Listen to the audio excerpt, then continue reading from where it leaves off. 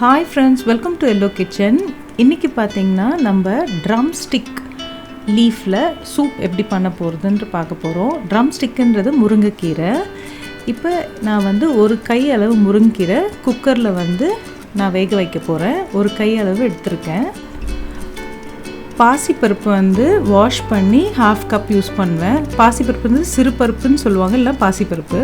சீரகம் வந்து 1 டீஸ்பூன், மிளகு வந்து 1 டீஸ்பூன், garlic வந்து ஒரு 10 நம்பர் ஆட் பண்ணியிருக்கேன். half a teaspoon வந்து மஞ்சள், salt வந்து தேவைக்கேற்ற மாதிரி. இப்போ வாட்டர் வந்து ஒரு 800 ml ஆட் பண்ணியிருக்கேன். இப்போ இதை வந்து க்ளோஸ் பண்ணி 3 விசில்ஸ் குக் பண்ணோம். இது வந்து நம்ம ஹை ஃப்ளேமில் குக் பண்ணோம். 3 விசிலுக்கு அப்புறம் நீங்கள் இதை ஓப்பன் பண்ணி பார்த்தீங்கன்னா இந்த மாதிரி இருக்கும். இதை நல்லா மிக்ஸ் பண்ணிவிடுங்க. 2 வெங்காயம் இந்த மாதிரி பெருசாக கட் பண்ணி போட்டுருங்க. நம்ம பெருசாக தான் கட் பண்ணோம். அப்புறம் தக்காளி வந்து 3 நம்பர், அதையும் பெருசாக தான் கட் பண்ணியிருக்கேன்.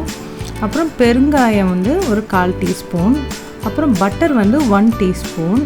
இது எல்லாத்தையுமே நல்லா மிக்ஸ் பண்ணிவிடுங்க. மிக்ஸ் பண்ண அப்புறம் திருப்பி வந்து குக்கரை க்ளோஸ் பண்ணி ஒரு 2 விசில் ஹை ஃப்ளேமில் குக் பண்ணோம். இப்போ பார்த்தீங்கன்னா 2 விசிலுக்கு அப்புறம் நான் இதை ஓப்பன் பண்ணுறேன். இது இப்படி இருக்கும். இப்போ இதை நல்லா மிக்ஸ் பண்ணிவிடுங்க, நல்லா ஆற வச்சுருங்க.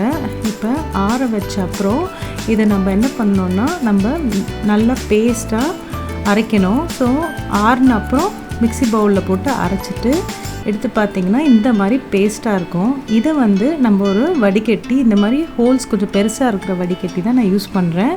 இதில் போட்டு நீங்கள் நல்லா வடிகட்டிடுங்க. வடிகட்டின அப்புறம் பார்த்திங்கன்னா இவ்வளோ தான் பேலன்ஸ் இருக்கும். இப்போ இந்த வடிகட்டினது தான் இது.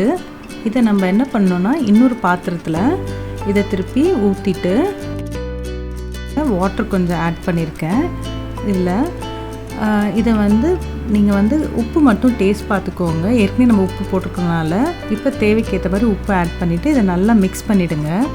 மிக்ஸ் பண்ண அப்புறம் ஹை ஃப்ளேமில் இந்த மாதிரி பபிள்ஸ் வரும். இந்த டைமில் நீங்கள் ஸ்லோ பண்ணிவிட்டு 1 டேபிள் ஸ்பூன் வந்து பட்டர் ஆட் பண்ணி நல்லா மிக்ஸ் பண்ணிவிடுங்க.